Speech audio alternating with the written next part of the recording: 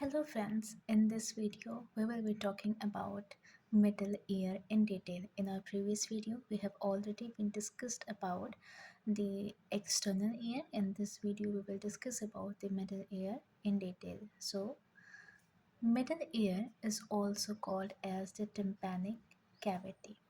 It is a small air-filled cavity in the temporal bone and it is lined by epithelium separated from the external ear by eardrum and from the internal ear by a thin bony partition that contains two small membrane covering which are the oval window and the round window.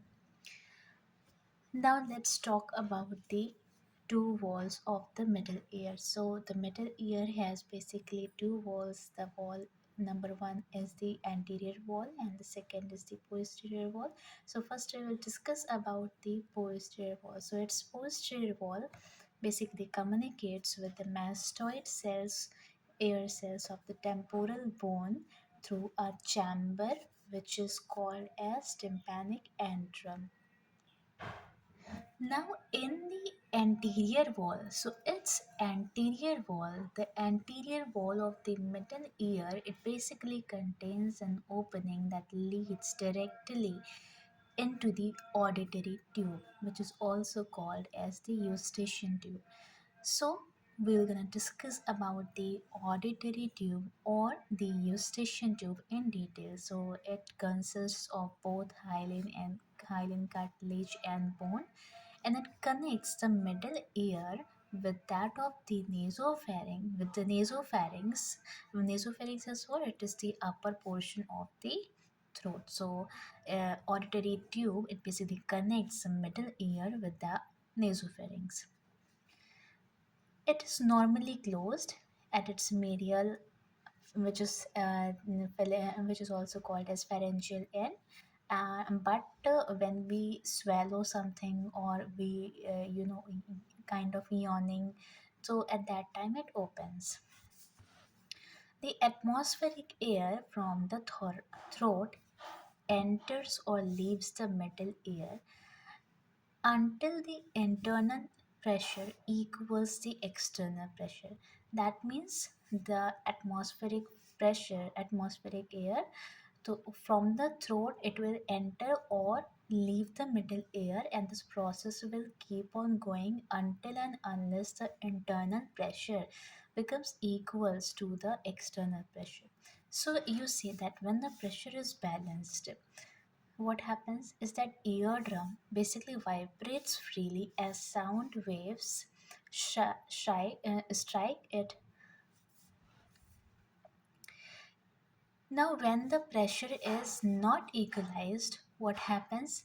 It creates or it helps in developing some kind of intense pain, impairment, ringing of the ears. Like some of you might have heard a kind of ringing in your ears sometimes, so that kind of sound, and vertigo also. So these are the symptoms or diseases which are being developed when the pressure is not equalized. Sudden pressure changes against eardrum may be equalized by yawning, swallowing, or pitching the nose closed, closing the mouth, and gently forcing air from the lungs into the nasopharynx. Now, the auditory tube also is a route whereby pathogens may travel from the nose and the throat to the middle ear. What I'm saying that auditory tube is a kind of route also. It works like a route also through which pathogens may travel from the throat, then the nose, and then they enter into the middle ear. Now let us discuss about the extending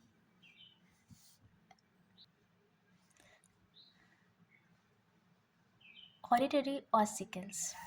So extending across the middle ear and attached to it by ligaments are three bones. So basically, these three bones are called as the auditory ossicles. What are these three bones? These are malleus, incus, and stapes, and these are connected by synovial joints.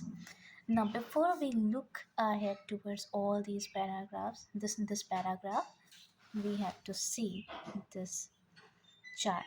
So the auditory ossicles is malleus, which is hammer, and this is the largest ear bone, which is placed on the lateral side. And if we talk about the parts of the malleus, these are head, neck, anterior process, lateral process, and the handle.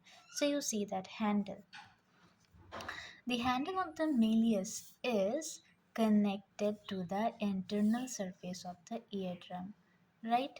Now, again, also the head of the malleus articulates with the body of the incus, right? Head of the malleus articulates with the body of the incus, right? So what is incus? It is also called as anvil and resembles a molar teeth, and basically used by blacksmith. The parts are body, long process, and short processes. Okay. Now, what is incus is the intermediate bone in the series, and it articulates with the head of the stapes. Right. So what is a stapes? It is the third bone, and this is also called as stirrup, which is the smallest ear bone. We already know that, and placed on the medial side. See, this malleus is placed on the lateral side, whereas this stapes is placed on the medial side. And it also have head and neck is that of the malleus, but it has two limbs or the crura, which are anterior and posterior, and has foot plate as base, right?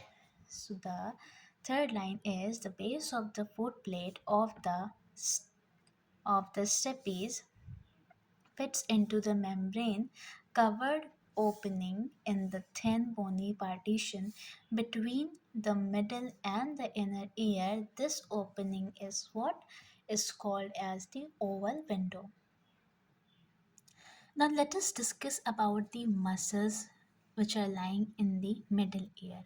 Right, so there are two muscles. The first one is tensor tympani muscles, which is in relation with the mandibular, which is actually the mandibular branch of the trigeminal nerve, and the second one is the stapedius muscle, which is in relation with the facial nerve.